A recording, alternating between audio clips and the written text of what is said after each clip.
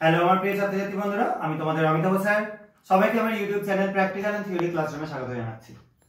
আজকেও তোমাদের জন্য একটা শরবত রয়েছে। একটা শরবত না, অনেকগুলো শরবত, একটা থেকে অনেকগুলো করে দেখিয়ে দিই।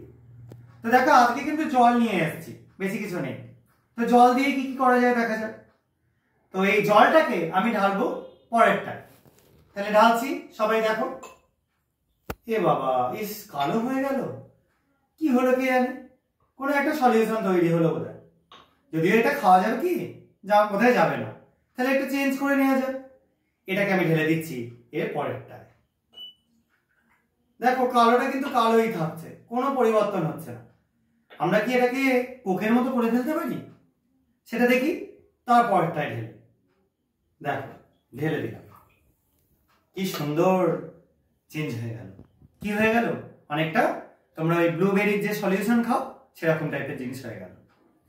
তাহলে দেখো, কালো থেকে আস্তে আস্তে এত সুন্দর নীল বর্ণ চলে আসছে। কিসের জন্য হচ্ছে, কেন হচ্ছে? একই তো সলিউশন, সেই জল নিয়ে করতে করতে এগিয়েছি।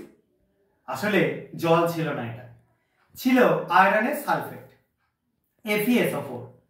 এটাকে আমরা Na2S যুক্ত কার্বনেটের সলিউশনের মধ্যে দিয়েছিলাম, যার জন্য একটা কালো বর্ণের FeS তৈরি করেছিল। তাকে দিয়েছিলাম তারপরে একটা জায়গাতে ফেরোসায়ানাইডের সলিউশনে।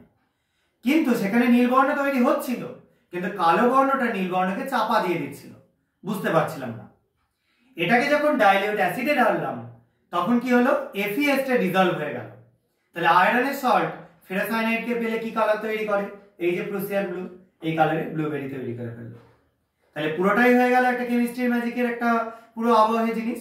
তো তোমাদের নিশ্চয়ই এই সলিউশনগুলো খেতে খুব ভালো লেগেছে।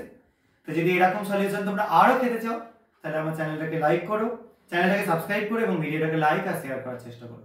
আজকের মতো এইটুকুনি। সবাই খুব ভালো থাকবে। বাই।